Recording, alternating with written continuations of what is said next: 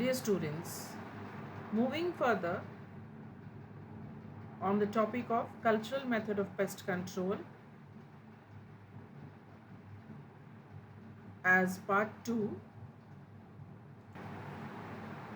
the next method would be clean culture. Clean culture means the removal of all undesired plants, plant debris and other material from the fields and growing only healthy crop. The destruction of weeds deprives insect pests of their food and shelter besides conserving soil fertility. Because actually the weeds are the additional waste plants which are not of any use. So their presence, what is going to result in? It's going to result in shelter to the insect pests, providing food to the insect pests, and also the soil fertility. They are using the fertility of the soil to flourish. So if these weeds are removed, that means making a clean culture. It would be productive and would help in uh, less attack of pest insects. The destruction of such weeds as Abutilon indicum, Althea kosea during January to April in compact blocks materially reduces the chances of abundant carryover of the spotted bollworms of cotton from one season to the next. This is just for an example. Similarly, eradication of sorghum helepens. Now this is baru grass. Keeps the population of sugarcane very low. Systematic eradication of Helotropium in fields reduces the chances of red hairy caterpillar building up large populations. So there are various different weeds one needs to know while cropping the plants, and the farmers know it well that these are some weedy plants which are not actually cultivated. So all extra plants which are present in that area where the actual crop is being cultivated should be removed. Fruits of melon, guava, peach and tomato which harbor maggots of the fruit flies and tissue borers should not be allowed to remain on the farm after the marketable fruits have been harvested. So similarly is the case with the fruits. Now fruits which have those maggots and fruit flies which are infected with these insect stages should not be allowed to remain in the fields, so that otherwise they would infect the other fruits on the same present in that location. If left there, the adults emerge from the infested fruits and reinfest the standing crop. Cropping scheme and trap crop. So changing in the cropping scheme and cultivating the trap crops also is one of the methods used in agricultural practice. Among insects that injure cultivated crops, the number of general feeders is very small. I hope you all remember what are general feeders and what are specific feeders. If not, you need to go back to listen to my lecture on the insect pests, the damage caused by insect pests. Those which feed on the plants of one family are numerous, and there are many that feed on only a few very closely related species, that is, specific feeders. During crop rotation, practice the crop of one plant family is followed by a crop of different family. Crops of the same group or family grown on the same land year after year, that is repeating the same crop consecutively, give a condition favorable to the insects that attack them. Crop rotation, that means changing of the crop, one crop this year, next year the other crop. So not next year followed by that, maybe if it is within few months, so one crop changed by the cultivation of another crop. Crop rotation will be most effective for insects that are restricted feeders, that have limited powers of migration or sluggish habits, and that are slow breeders, spending a relatively long time in the feeding stage.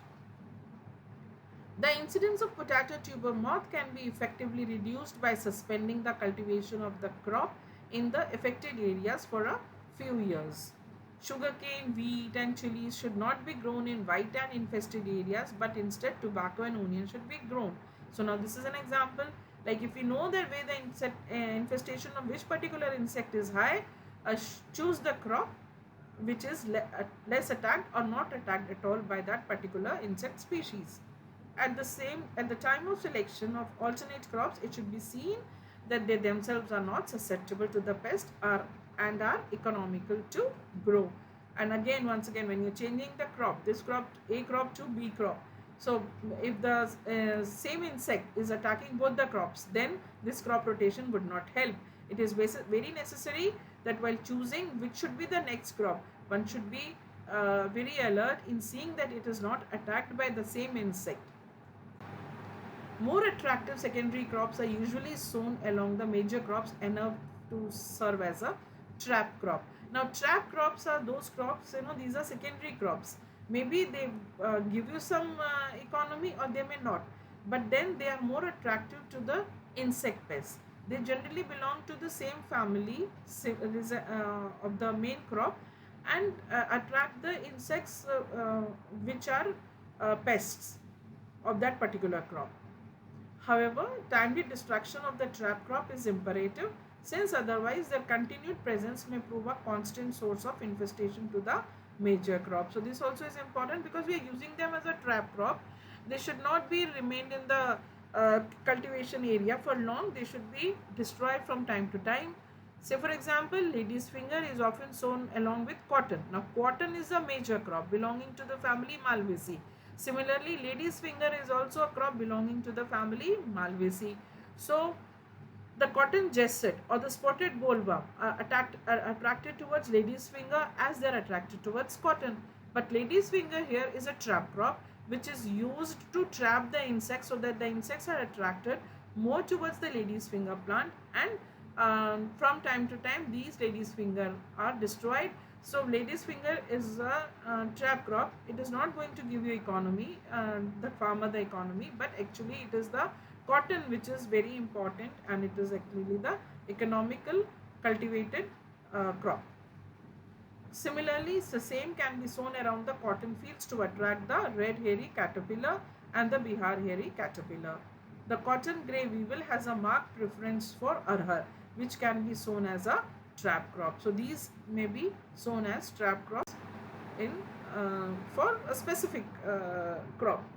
Location of a crop in the farm is important, as vicinity to a crop liable to be infested with the common pest helps in the migration of pest from one crop to the another. Example, cotton should not be sown near lucerne, as the lucerne caterpillar attacks both. Sugarcane sown near sarkanda is very liable to borer and mite attack, as these alternate host plants act as constant source respectively of infestation. So location of a crop in the farm is important. Where are we? Where the farmer is sowing the crop? Where? How far is another crop which is sown from that area? So if that is another person's field, you have to be still more particular that what are you going to cultivate. The time of sowing and harvesting. Now by adjusting the time of planting, the infestation by some pests can be prevented. The egg laying period of a particular pest can be avoided. So how the time can be adjusted? When you're sowing the crop or when the farmer is harvesting the crop. If we know the life cycle of a pest and we know that which stage is harmful, which stage is going to cause the harm to the plant, then one can adjust the time of planting and harvesting. So the egg laying period of a particular pest can be avoided. The young plants can be established before the attack starts. The short duration crop can allow the minimum possible time for pests to multiply, or they can mature before the pest appears.